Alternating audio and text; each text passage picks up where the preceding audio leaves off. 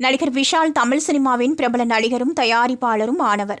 நடிகர் சங்க கட்டிடம் கட்டும் பணியை முடித்தால் மட்டுமே திருமணம் செய்து கொள்வேன் என்று உறுதியாக இருந்தார்.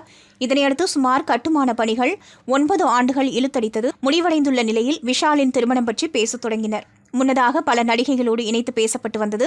குறிப்பாக வரலட்சுமி சரத்குமார், அபிநயா, லட்சுமி மேனன் போன்றோருடன் வதந்திகள் வந்தன. ஆனால் அவை உண்மையாக இல்லை.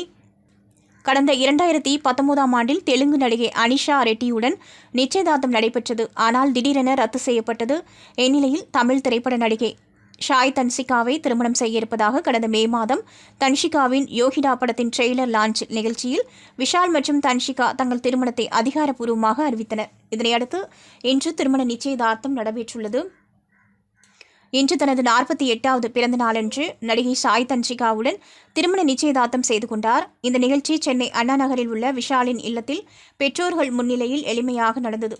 இது அவர்களின் 15 ஆண்டுகள் நீடித்த நட்பிலிருந்து உருவான காதல் உறவின் அடுத்தபடியாகும். பெற்றோர்கள் மற்றும் நெருங்கிய உறவினர்கள் மட்டுமே பங்கேற்றனர். இது விஷாலின் பிறந்தநாள் என்பதால் சிறப்பான தினமாக அமைந்தது. இது தொடர்பாக நடிகர் விஷால் வெளியிட்டுள்ள எக்ஸ் தள பதிவில், இந்த பிரபஞ்சத்தின் ஒவ்வொரு மூலை முடுக்கிலிருந்தும் எனது பிறந்தநாளுக்கு வாழ்த்துக்களையும் ஆசீர்வாதங்களையும் தெரிவித்த உங்கள் அனைவருக்கும் நன்றி என தெரிவித்துள்ளார். இன்று நடந்த எனது நிச்சயதார்த்தம் தொடர்பான நல்ல செய்தியை எங்கள் குடும்பங்களுக்கு மத்தியில் ஷாய் தன்சிகாவுடன் பகிர்ந்து கொள்வதில் மகிழ்ச்சி அடைவதாக கூறியுள்ளார். இந்த நேரத்தில் ஆசீர்வதிக்கப்பட்டதாகவும் உணர்கிறேன். எப்போதும் போல உங்கள் ஆசீர்வாதங்களையும் நல்ல உணர்வுகளையும் எதிர்பார்க்கிறேன் என்று கூறியுள்ளார்.